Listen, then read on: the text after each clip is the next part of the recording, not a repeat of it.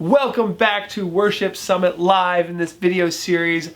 Next up, we have Will Doggett from Studio to Stage. He's going to talk about the popular mixing software for houses of worship, Ableton Live. Yep, this is for those bands and everyone in your musical ministry. Let's take a look. All right, we're going to bring on Will Doggett. Will Doggett is from Studio to Stage. He's a certified Ableton trainer. Ableton, of course, is a digital audio workstation so many churches and bands are using, not just to bring in backing tracks, but so much more. Will's going to talk about it next. How you doing, Will? Doing great, Paul. How are you? I am doing great. We're in the midst of a really awesome worship summit. Let me let everybody know there is still time to enter the giveaway. You can go to PTZOptics.com/giveaway or worshipsummit.live. You can win any PTZ Optics camera that you want for your church. There's a Zoom video conference call you can join to talk to Dave Dolphin, who was just our last presenter. We've got a Facebook group you can join at facebook.com/group/church streamers. And if you have any questions throughout this summit, go ahead and put them in the chat room. Will is going to try to answer them as he goes through his presentation. Will, I've got your presentation up here. I'm going to hand it over to you. Great, Paul. Thanks for having me. I'm excited to be here. I apologize. I brought my sexy radio voice today as a result of feeling a little sick, waking up this morning. But thankfully, this is a virtual conference. So at least Google has not made a way for us to contract viruses virtually yet. So with that, I'll go ahead and get started. Just really quickly up front, I wanted to introduce myself. Sometimes it's weird doing this virtual stuff. You jump right in. But want to just give you a second to tell you a little bit about me. I'm not going to do any sales pitches. I have no lead gens to sell. I have no affiliate links to share. Nothing wrong with that. But just excited to chat. Hey, there I am, Will Doggett from Studio to Stage. I'm going to be so distracted by a giant me. I apologize. Kind of do the squirrel thing. So up front, again, my name is Will. I spent about 4 or 5 years at Ocean's Edge School of Worship in Fort Lauderdale, Florida. While I was there, I led the production track. I was the director of the production track. I led the guitar program there and taught a bunch of really, really awesome worship students, production folks. And I have an interesting background in that I've served kind of as a creative director, as a production guy, as a musician, all sorts of different roles in the church. So I get bored really easily, hence why I kind of have hopped around.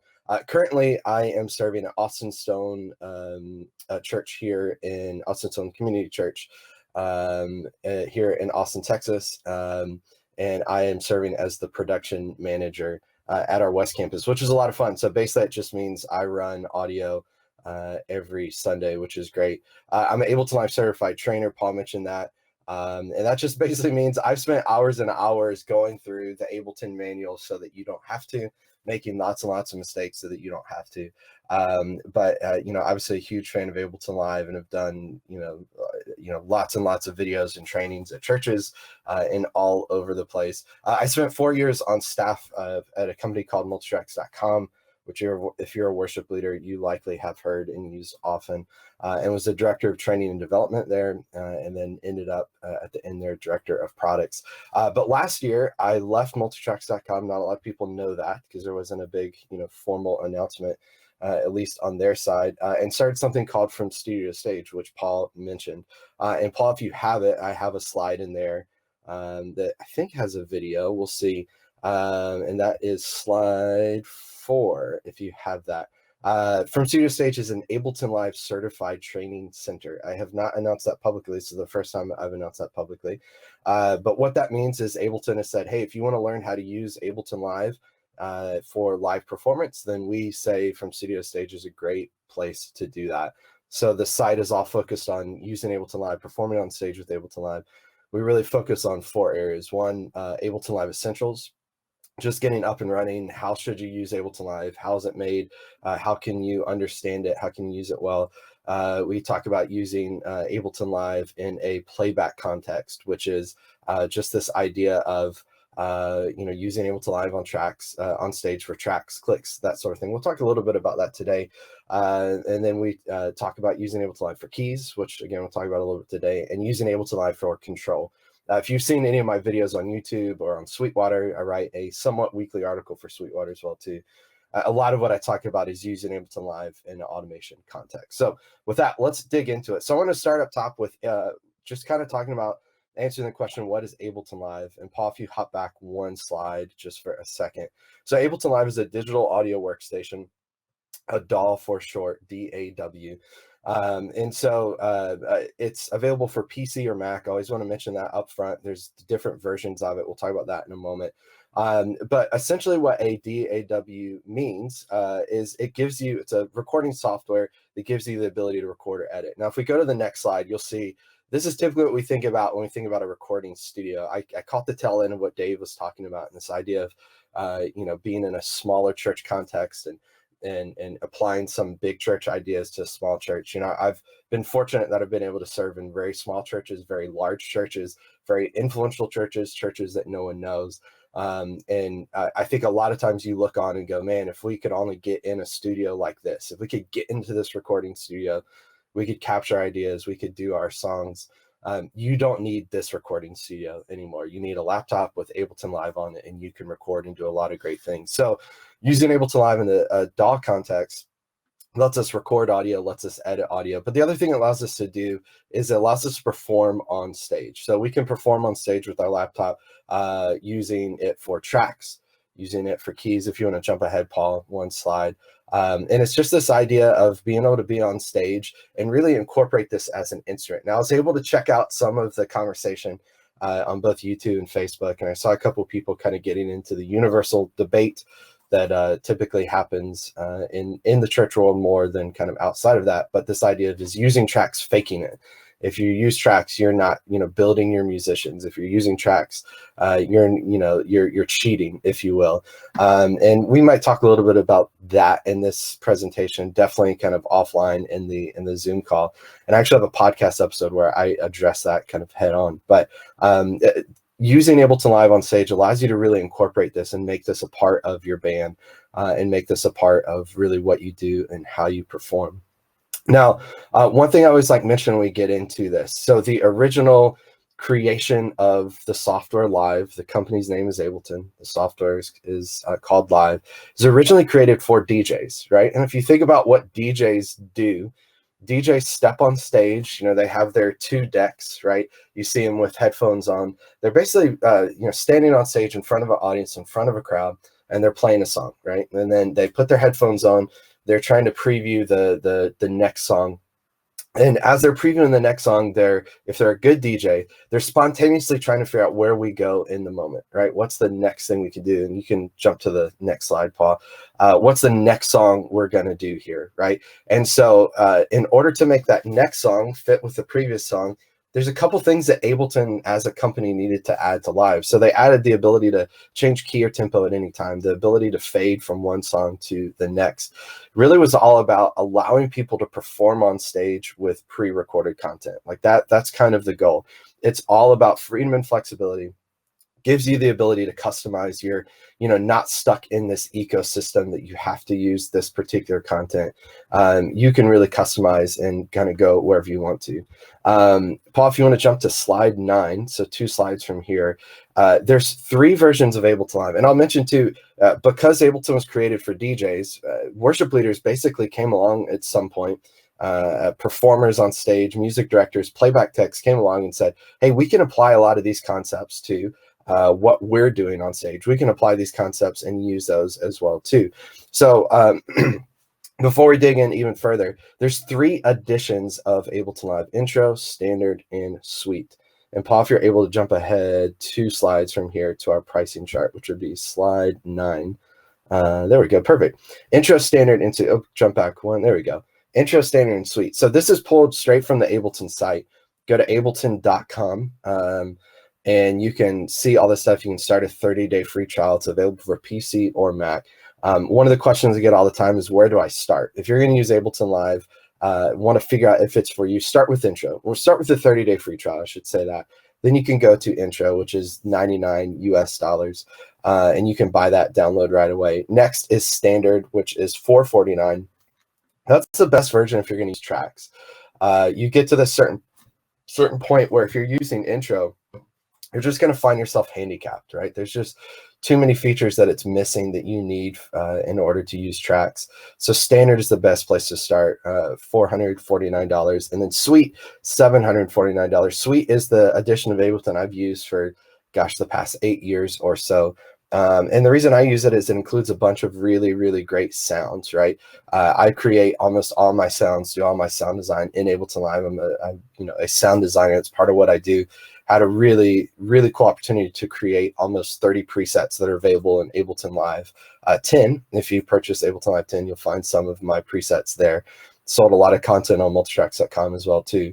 But I just love the ecosystem of Ableton Live Suite and creating sounds there as well too. One thing I'll mention too, if you happen to be a church where you need 5 copies or more of Ableton Live. So these are the 3 price points we threw up on the screen. But if you happen to need 5 or more copies of Ableton Live, then check out what's called the EDU seat license. So it starts in groups of 5. That allows you to have one email address. So I've set this up for a couple different churches, as well as my church here in Austin, where you basically have an email address that would be like, let's say worship@austinstone.com. All those Ableton accounts are registered to that email address, and you get a really good discount on that, which is great. If you have any questions, again, follow up with me after this. I'll share towards the end kind of how to stay in touch on social, which is the best way, and check out the site, all that fun stuff. But the multi-seat discount might be a great solution for you. Let's jump ahead one more slide, Paul. We'll go just one ahead. Now, before I dig into this, we're going to talk about really 3 uses of Ableton Live. My goal for this main portion is just to kind of highlight a few things we can do with Ableton, because in the church context, we typically just think about Ableton Live for tracks. We don't think about these other scenarios, and we get so focused on that. And if you feel like you're overwhelmed and stressed at the idea of using tracks, then you just throw the baby out with the bathwater and you go, I can't even get started with Ableton. Before we talk about those 3 uses, though, here's where I want to kind of set this conversation up for us. I don't see Ableton Live as a DAW. I don't see Ableton Live as a way to run tracks. I see Ableton Live as a tool for leading worship. And that's not just a cute thing to say, but it's really a mindset that when I go into churches and I do training, that I try to flip things on them. I ask people, why do we use tracks in the first place? Oh, to supplement for missing musicians, to fill in, to give us a fuller sound, which, a fuller sound isn't always a good thing. I've heard lots of bands that sound really full that are bad sounding bands. But Ableton Live is a tool for leading worship. We're going to break down 3 kind of really practical ways to apply this, 3 practical ways that this can be a tool for leading worship. And throughout the presentation, I talked to Paul yesterday. If you guys have questions, again, we'll do the breakouts, and feel free to throw those up. Paul, Tess, break in at any point if you want to, if there's questions that make sense. But I see Ableton Live as a tool for leading worship. We'll talk about some practical applications for that. But there's so many usages of Ableton beyond just tracks, for recording, for editing, for podcasts, for I record our pastor's sermon in Ableton Live and edit it every single week. I record my podcast and edit it in Ableton Live. Sound design, so many possibilities for that. But Ableton Live is another one of those tools, just the same way I see Planning Center as a tool for leading worship. That's the way I see Ableton Live. I don't play 2 tracks, I play with tracks, right? And I use Ableton Live as a way to give me freedom and flexibility to plan my service, to get an overview of my service. So let's dig in to kind of our first usage. Again, we're going to talk, we'll go pretty quickly here. We're going to talk about 3 usages of Ableton Live in a church context, right? Number 1, Paul, you can jump to the next slide if you want to there, is using Ableton Live for tracks, right? This is how most of us probably see this. Now, this is a screenshot of a recent set I did. This is for our Christmas service at my church here in Austin.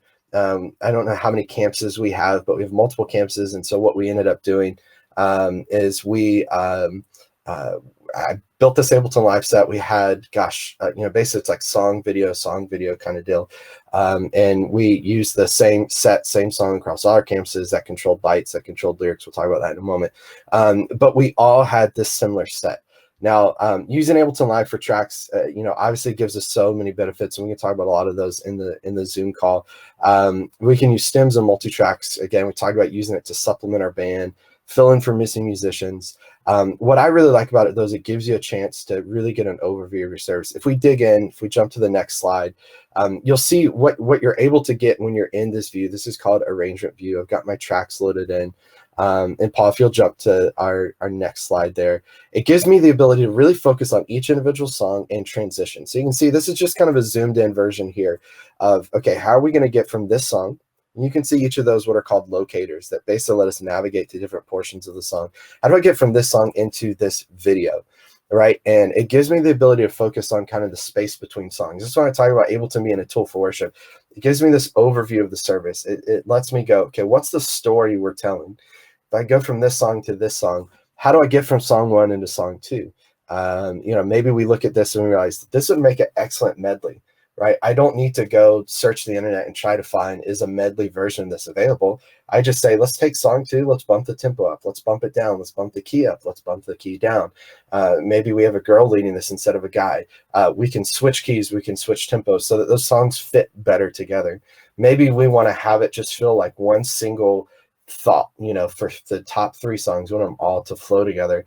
I can pre-program all that, do that in Ableton Live. It doesn't take hours. It takes me about 5 to 10 minutes to build an Ableton Live set, because I've done this for years and years, and I've found some things that I think work really, really well for people, and some tips. And again, we could talk about some of that stuff in the Zoom call after we get off of here. And so I'm able to build a set pretty quickly. But again, it gives me this ability to focus on those moments in between songs. It gives me this kind of overview as a tool for leading worship. I encourage worship leaders, you know, let's say you're sitting at Starbucks during the week, you've got your computer open, you're praying through the set, you're trying to figure out what songs you're going to do. You got your Bible open, hopefully, and hopefully you are praying about your set, not just looking at the new Bethel and Hillsong album, picking songs. And you're going, okay, what does God want to say through us? And, you know, in this particular Sunday with our liturgy, with our flow of service, you're thinking through all that and you drop it in Ableton, you're able to customize things. You're able to move things around. And again, really go from just being this thing you hop up on stage and do a couple songs and you're off, to creating this experience, creating this moment. If you jump to the next slide there, Paul, the other thing it allows us to do is really customize our track. So I've got some stems here from multitracks.com loaded into this file. And you can see we've got individual parts: drum, percussion, synth effects, bass, synth bass, acoustic guitar, electric guitar, multiple parts. What typically happens here is someone goes to multitracks.com, they download the free demo song, free, I think they call it free multitrack of the month. They open it up, they see all these parts and they go, you know, I value my musicians, I can't do this to them. Well, if you look down below where you see these numbers, 21, 22, 23, 24, those are on-off buttons for the track. So I'm able to go in and turn on and off individual tracks so that if I've got a drummer on stage, I'm not going to have the drum stems on stage, right? I'm not going to have them playing while my drummer's playing. But what I am going to do is I'm going to use these tracks to create a sound, right? I think sometimes we get so focused, probably because of marketing, we get so focused on stems and multi-tracks, really from this perspective of we want a full sound. And again, like I mentioned before, I don't think a full sound is the goal, right? I don't think that should be the end goal, because I've heard lots of bands that have a full sound and it's not a great sound, right? But what I think stems can allow us to do is create a sound we don't have. We can have a drummer that plays, and we can use things that supplement that drummer, a shaker, a drum loop, things that we can't recreate live, right? If you listen to any single song on the radio today, unless you're listening to orchestral music and it's, you know, it's classical music, any single song on the radio, that band is using tracks. And when they went into the studio to record, it might be a band that has, you know, it might be U2 with one guitar, drums, bass, and that's it, right? But they're using tracks. They have multiple guitar parts. They have multiple keys parts.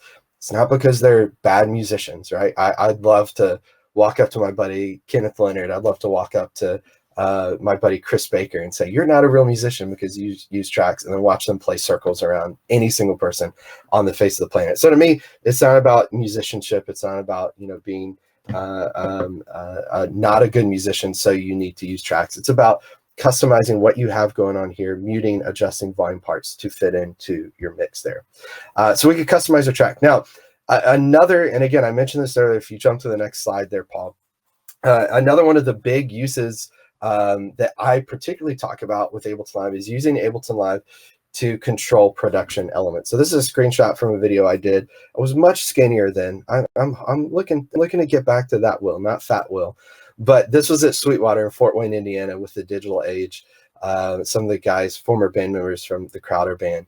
And we were just talking about in that week, like, how do we use Ableton Live as a way to automate our production elements, right? So it's controlling lyrics, it's controlling lights, doing all sorts of things. Here's the vision. Here's the cool thing about when you're using Ableton Live to control that stuff, is it gives us the ability, the flexibility to jump around in our arrangement.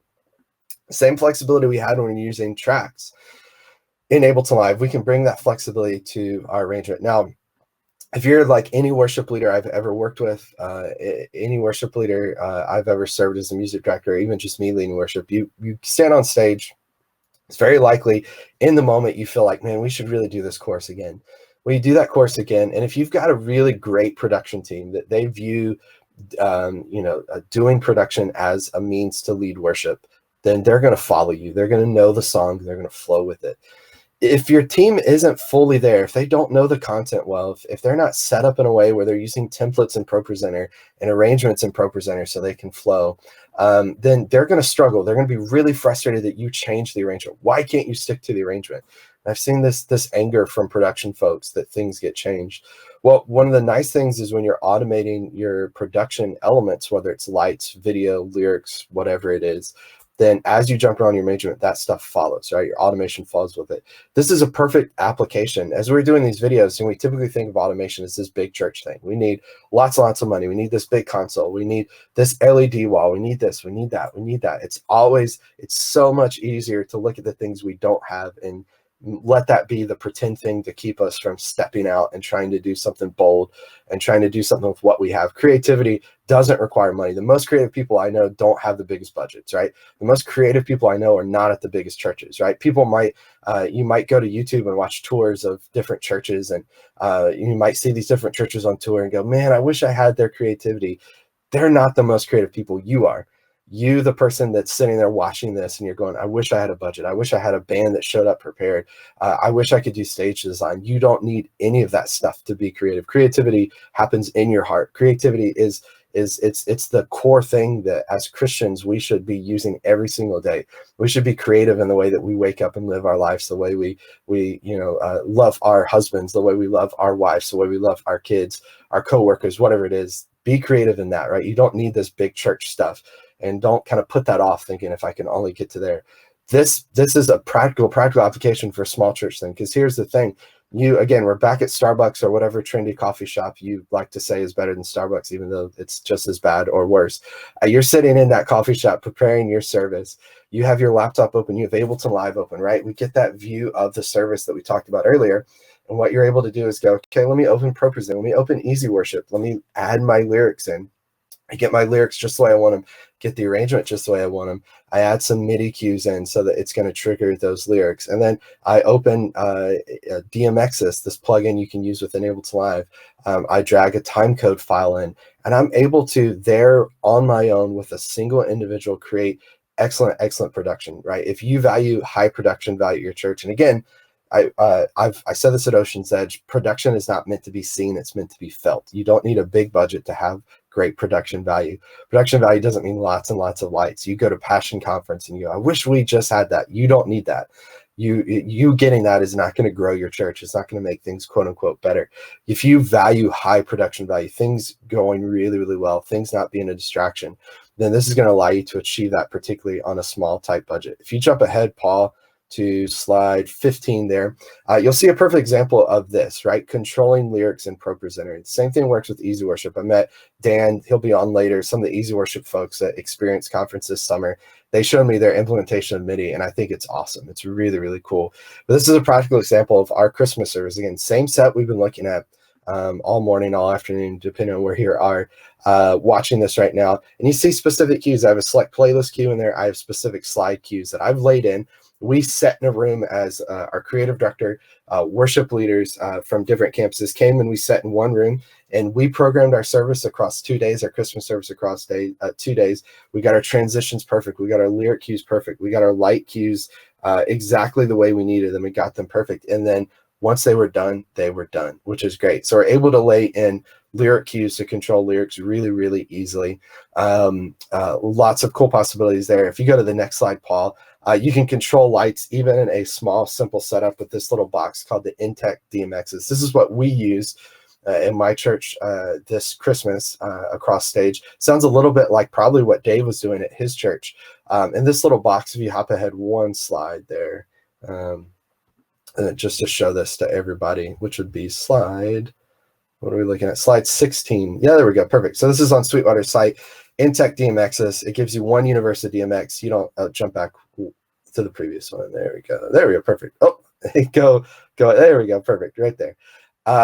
So this is a box you plug into Ableton Live. You have a plugin, plug into your computer. You have a plugin directly in Ableton Live that you can use to program lights, right? This is a great setup, really affordable for a small church situation. Again, sit at Starbucks, you program your lights. You save cues that say, lead pastor, worship leader highlighted, worship blue, worship red, or whatever. You have MIDI cues that are saved. You drag right into Ableton Live, and that's done. Now we go from there to our next slide. Maybe you have a large lighting console at your church. Maybe you're a medium-sized, large church, or maybe you have someone in the church that said, "Hey, we want to help you to step up production, to give you a little more flexibility and freedom." If you have a lighting console, you can do the same concepts we're talking about here. Sending MIDI notes, sending a timecode file from Ableton. If you jump ahead one slide there, Paul, to the next one, even if it's a large format lighting console, you can still have that same freedom and flexibility, controlling things just like we did with that small box. Again, whether it's small church, large church, no matter what your budget is, we have lots of flexibility. Same thing if you're using PVP, Resolume for video, you have the ability to do that next. Now, let's go one more slide ahead. The other and third kind of final way I wanted to talk about, I love my DMXs, Glenn. He's a big fan. DMXs is awesome. It's super, super flexible. The other application, I just want to talk really, really quickly, and I'll have some time, I believe, at the end for questions.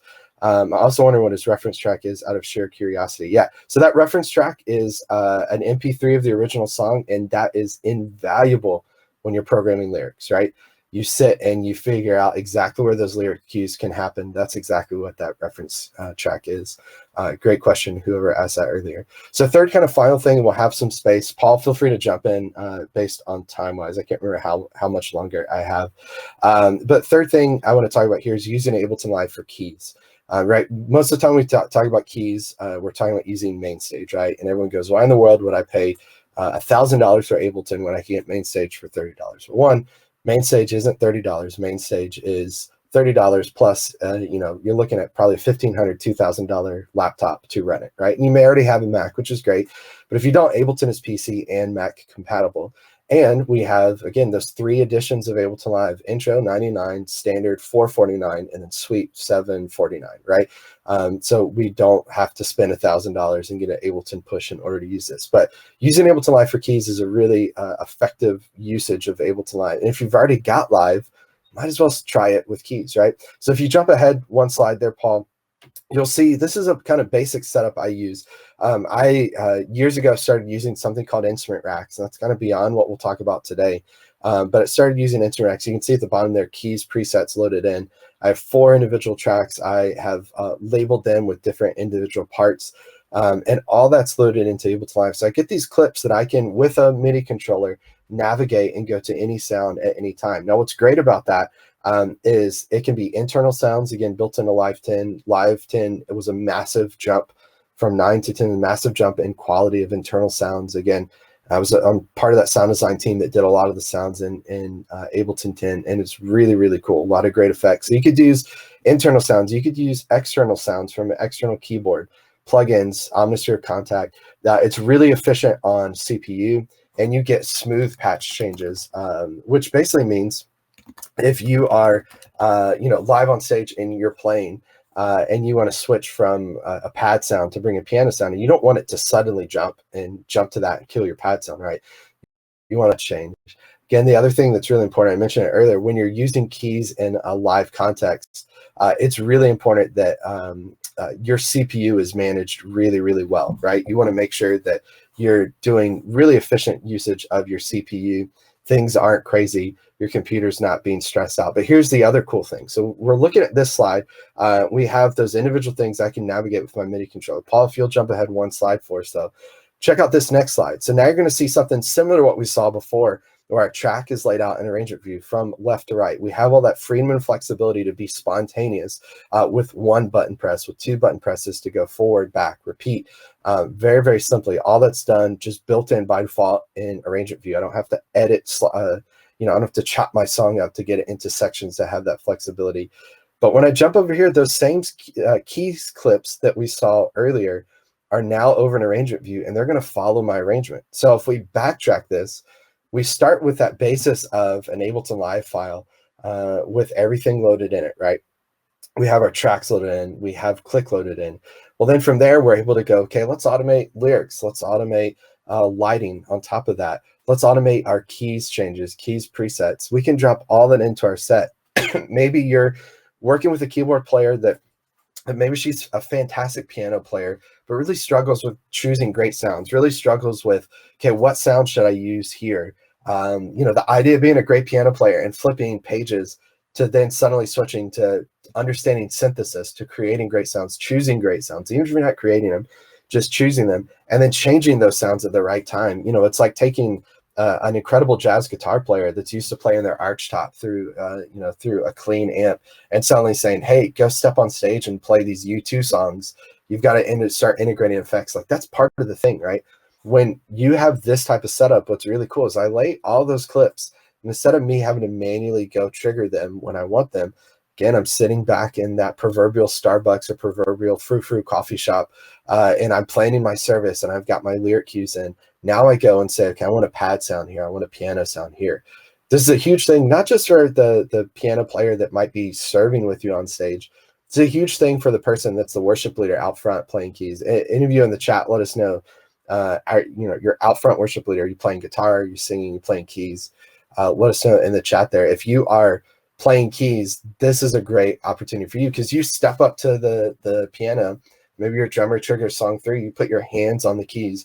You know with 100% certainty it's the right sound at the right volume at the right time. And then you jump into the verse, you jump into the bridge, and as you see in this picture here, everything's going to change just perfectly with you, just perfectly in time, which is really, really cool. So again, that's just kind of a quick look there at 3 different ways that we can apply and use Ableton Live in the context of leading worship. And again, the overarching big thought for me here is Ableton Live is a tool for leading worship. However you viewed it coming into this, maybe it was, hey, this is a way for me to use tracks. This is a thing that's way too expensive. This is a thing for the big bands to use. Maybe that's how you viewed it. It's not that. It's a tool for leading worship, right? It's an instrument. I hear people often say, man, I wish Ableton Live was more volunteer friendly. And I tell them, I wish electric guitar was more volunteer friendly. Like, when I started playing guitar, I mean, it took me 3 months to play G, C, and D, to play every move I make successfully, right? Ableton Live is an instrument. It's going to take the dedication and time to learn it the same way that you learn guitar, right? You're not going to walk through your congregation, find Billy and say, hey, Billy, why don't you come up and play on stage with us, and hand him an electric guitar, and it sounds awful, goes terrible, and you blame it on the electric guitar, right? Same thing with Ableton Live. If you're going to get into this, it's going to take a little bit of effort. It's going to take a little bit of help. Hopefully I have resources that can help you learn it and really get it and master it. But it's an instrument. And again, as I said earlier, it's a tool for leading worship. That's the way I view it. Now, I think we have a couple more minutes left. Paul, if you guys have any questions, feel free to throw those up. And again, as we jump off into the Zoom room, I'll be able to share my screen and can dive in and answer some specific questions if you guys want on Ableton Live, or how to solve problems you're having, or how am I doing things specifically in Ableton Live, right? Anything like that, let me know, and I'd be more than happy to answer that. Paul, do you guys have any questions that came in, or any thoughts from anybody that you've seen there? Oh, sorry, I think I caught you off guard. You didn't have your mic ready. I have the gift of doing that, putting people on the spot. There you go. There we go. All right, so let me see what we have in the comments. I actually have an Ableton license myself, and I have to say it does take a while, but I've playing around with it. You can start making beats and learning how to use it. I don't know if you mentioned this, but at PTZOptics, we work with so many churches using Ableton Live that we created a MIDI application that can actually accept MIDI notes from Ableton and control PTZ cameras. So as your church starts to learn more about how to use Ableton, you can obviously use it for your click tracks and your synth pads and your backing tracks and everything that we've talked about today. But eventually you can actually build in camera controls into Ableton so that during that known drum solo, you can zoom a camera into the drummer, for example. But let's go to Roberto Alejandro here, who's saying with the PP7 release, now MIDI modules are integrated into Windows. Can we now think in PC ecosystems in churches instead of Macs? So I'm trying to get to this question here. Will that MIDI signal be on the local area network?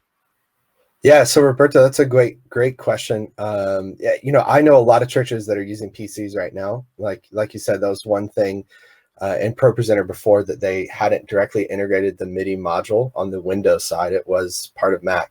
But yeah, I know a lot of churches that are running Resolume on PCs. Paul and I's mutual friend, Doug Laws, which I should brag on Doug. He was a big impetus for that MIDI app that Paul was talking about earlier. Doug may be on here. He mentioned he was going to try to jump on at some point. Doug, if you're watching, thanks for being awesome.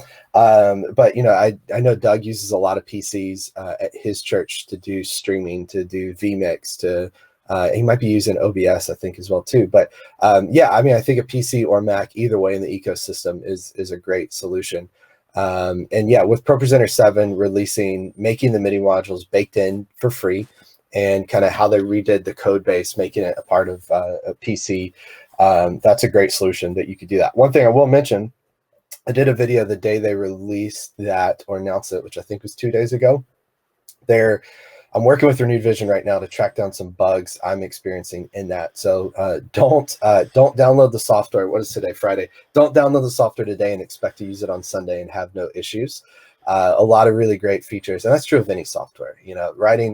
Being a software developer is doing God's work. It's patient. It's important work, but bugs are notorious, and they're always going to be there. So yes, long answer to a short question, Roberto. PCs. I wouldn't say it allows the ability to use PCs. I think that's already kind of been there, but it does now allow the ability to use the MIDI module for free in ProPresenter 7 on the Windows side as well too. All right, so I think somebody is queuing up questions for us because I saw a couple come up. Cool. Samuel Kolb is saying, do you have an equipment list of what you use and how you usually run your live streams and sound? Yeah, so I'm not doing a whole lot of stuff. I don't have an equipment list for live stream and for sound, but if you do go to, let me make sure I give you this right URL, from studiostage.com/gear, I believe is what it is. That's going to give you my suggested list of gear. Now, the page says 2019 gear guide. I'm working on the 2020 update that will include how do we do redundant Dante setups, things like that, from a playback standpoint. So a lot of new gear that I've kind of stumbled on in 2019.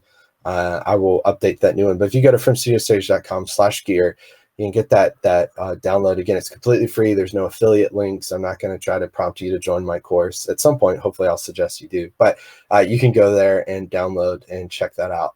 And actually, now that I'm saying that, I realized before I hopped on the call, Paul's not going to get an email because I paused my MailChimp campaign as I'm getting in the weeds here, as I'm updating to a new service. But once I get that updated, you'll get that. So you can plug your email in there, and it'll be probably a day or so till you get the new email. But that's a great question. Also, I forgot whoever asked that question. If you go to and just search for the From Studio Stage podcast, you can find it anywhere. There's an episode I did where I kind of break down, I think it's called it the 5 things you need to use multi-tracks, and break down suggestions for that, as well as have, a lot of articles on Sweetwater that kind of talk through that as well too. So that's a great question though. Gear is kind of the never-ending journey that we're all on. And here's the thing, I was just at NAMM 2020, I guess last week. I survived it. I didn't get the anthrax, thankfully, made it out healthy and okay. But I walked away from NAMM just going, man, it's an incredible time to be alive. It's an incredible time for technology. It's an incredible time for technology in the church. Just yesterday At our church, we're walking through some Living as One stuff with some of the streaming boxes we have there. And man, it's so much easier to do this stuff than it was, when I got started in middle school and high school.